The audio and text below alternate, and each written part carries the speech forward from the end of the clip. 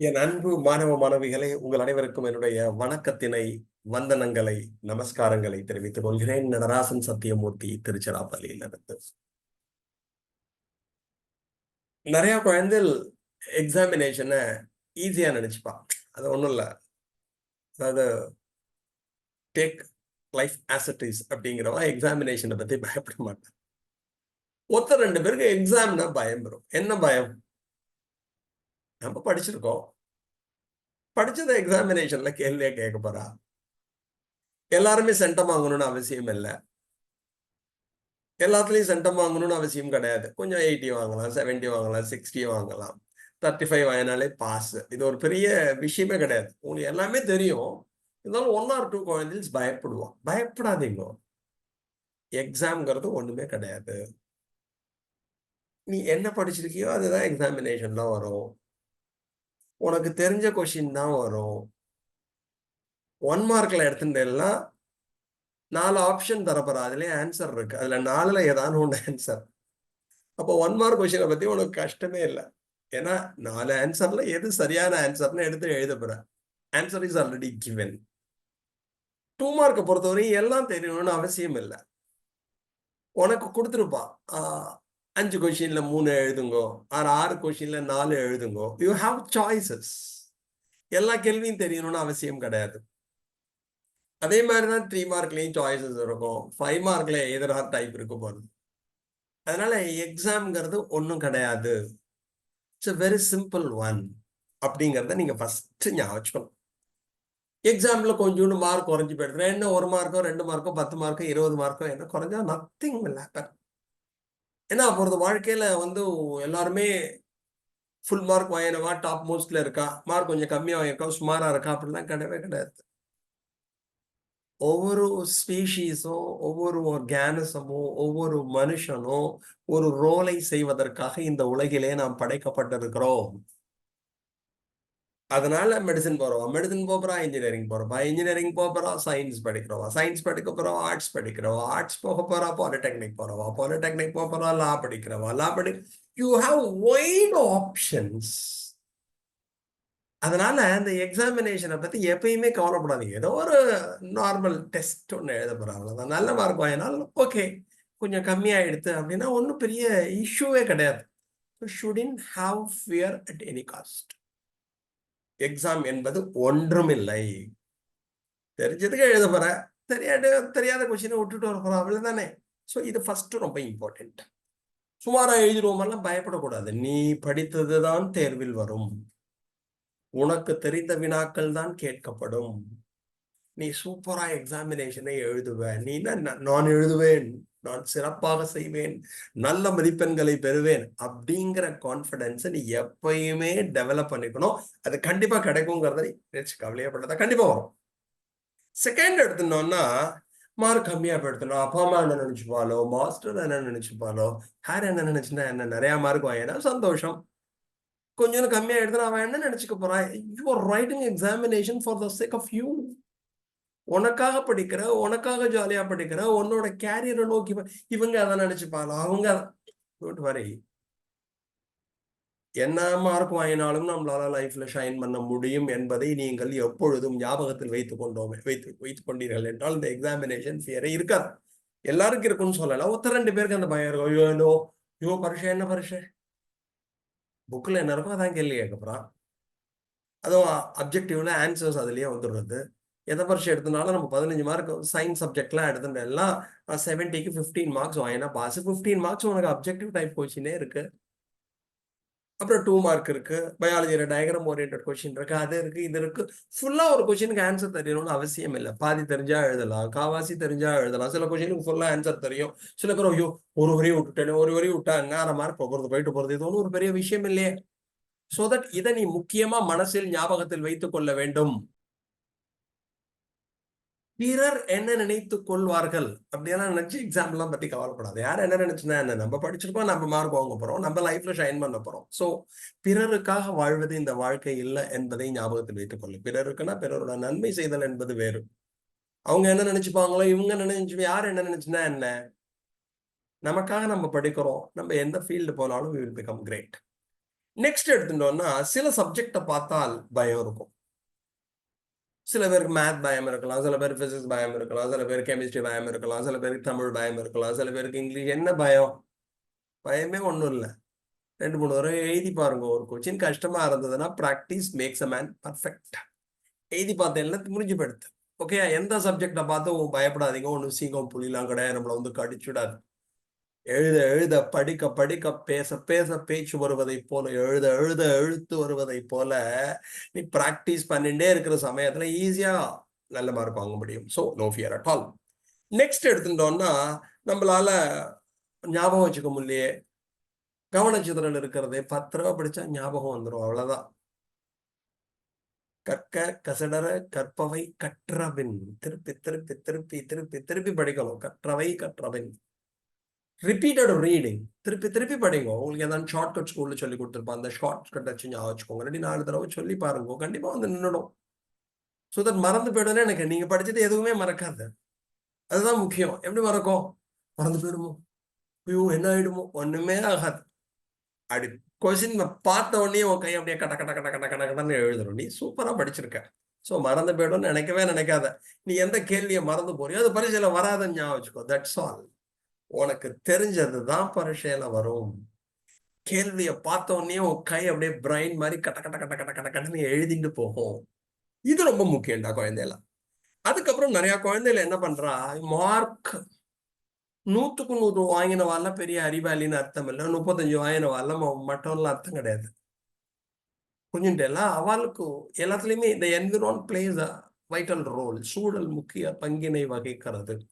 அதனால நிறைய மார்க் வாங்கணும். மார்க் குறைஞ்சு போயிடுத்துனா, கிரேடு கம்மியா எடுத்துனா என்ன ஆகும்? ஒண்ணுமே ஆகாது. Nothing will happen. அதனால நிறைய மார்க் வாங்கல, 1 2 குறைஞ்சு போயிடுத்து, 10 குறைஞ்சு போயிடுத்து, 20 இதெல்லாம் கவலையே படாதீங்க. என்ன கோர்ஸ் கிடைக்கிறதோ அந்த கோர்ஸ் படிங்க. You will become great. எந்த கோர்ஸ்ல வேணாலும் பெரிய ஆளா வர முடியும். You should love it. College join பண்ண போற 12th ஸ்டாண்டர்ட் முடிச்சோன்னே என்ன மார்க் வாங்கியிருக்கோ அந்த மாதிரி கோர்சஸ் ஜாயின் பண்ணிருக்கோம். அங்க போய் அந்த கோர்சஸ் நல்லா பர்ஃபார்ம் பண்ணு, நல்லா பர்ஃபார்ம் பண்ணி வில் பிகம் கிரேட்.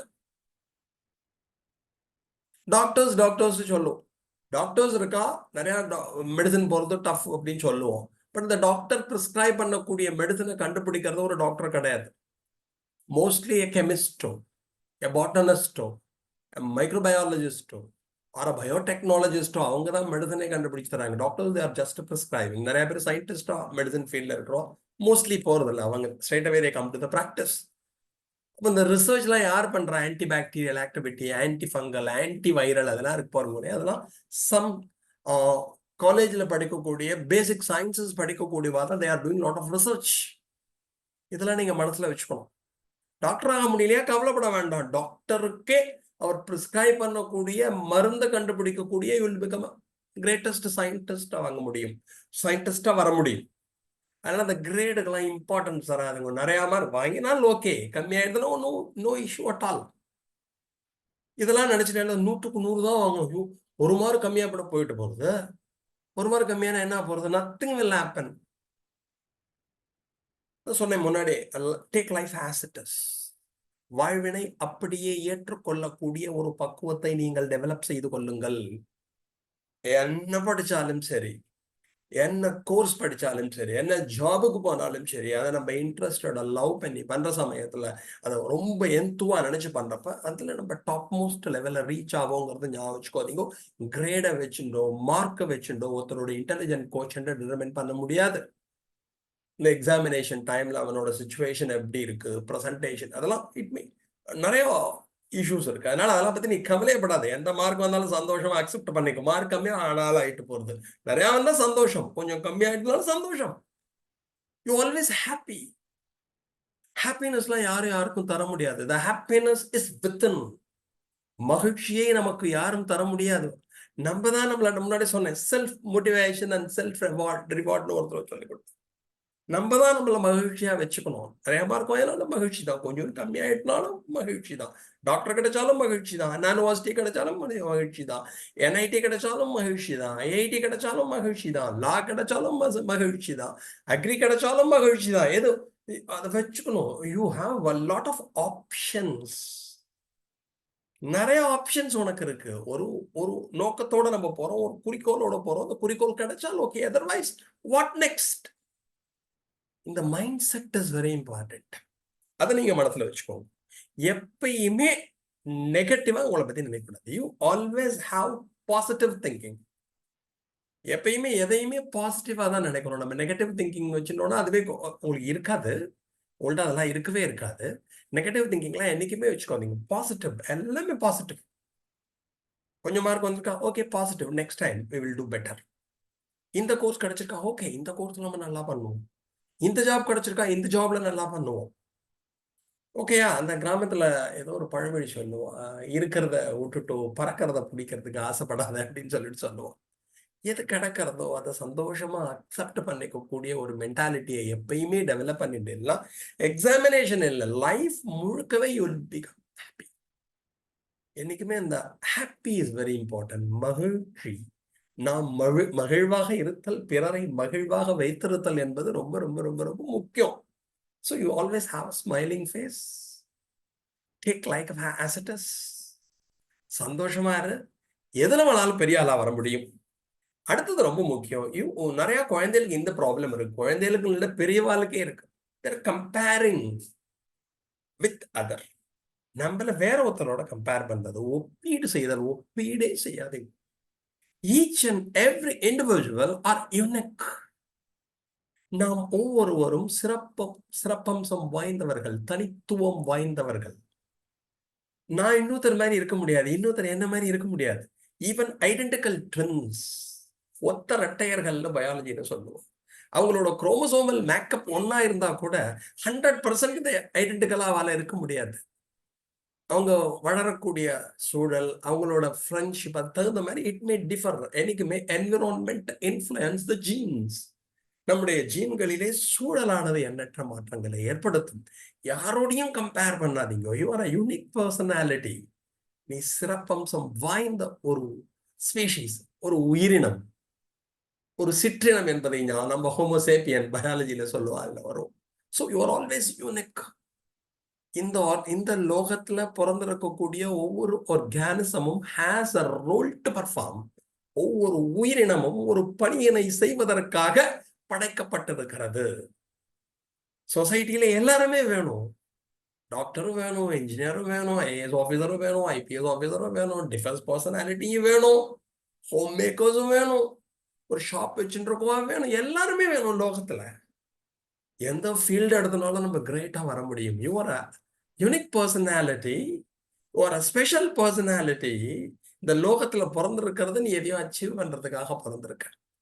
இதெல்லாம் ஞாபகம் வச்சுட்டு எல்லாம் இந்த எக்ஸாமினேஷன்லாம் எதுவுமே கிடையாது. ஏதோ ஒரு பாட்டு வரும், Urvashi take it easy policy அப்படின்னு ஒரு பாட்டு வரும். Take life as it is. ஈஸியா எடுத்துக்கோங்க. ஸ்ட்ரெஸ்ஸை எப்பயுமே ஏற்படுத்திக்காதீங்க. மகிழ்வான வாழ்வு கிடைக்கும், நல்ல மதிப்பெண்கள் கிடைக்கும், நல்ல கோர்ஸ் கிடைக்கும், நல்ல ஜாப் கிடைக்கும். இது எல்லாத்தோடையும் ஹாப்பினஸ் வித்தின். மகிழ்ச்சி என்பது நம்மிடம் காணப்படுகிறது. நமக்கு யாருமே மகிழ்ச்சியை தர முடியாது. மார்க் மகிழ்ச்சியை தந்துடாது. நம்ம ஜாயின் பண்ற கோர்ஸ் மகிழ்ச்சியை தந்துடாது. மகிழ்ச்சியை நம்ம எல்லா இடத்துலையும் வச்சுக்கணும், டெவலப் பண்ணிக்கணும். இந்த பாரதியார் பாட்டு வரும், காக்கை சிறகினிலே நந்தலாலா நிந்தன் கரிய நிறம் தோன்றுதையே நந்தலாலா பார்க்கும் மரங்கள் எல்லாம் நந்தலாலா நிந்தன் பச்சை நிறம் தோன்றுதையே நந்தலாலா கேட்கும் மொழியிலெல்லாம் நந்தலாலா நிந்தன் கீதம் இசைக்குதடா நந்தலாலா தீக்குள் விரலை வைத்தால் நந்தலாலா நின்னை தீண்டும் இன்பம் தோன்றுதையே நந்தலாலா. எல்லா இடத்துலயும் ஹாப்பினஸ் இருக்கு. எக்ஸாம் பத்தி என்னைக்குமே கவலைப்படாத. B free. ஈஸியா எழுது, ஃபியர் இருக்கக்கூடாது, ஜாலியா எழுது, நல்ல மதிப்பெண்கள் கிடைக்கும். Thank you very much. தேங்க்யூ.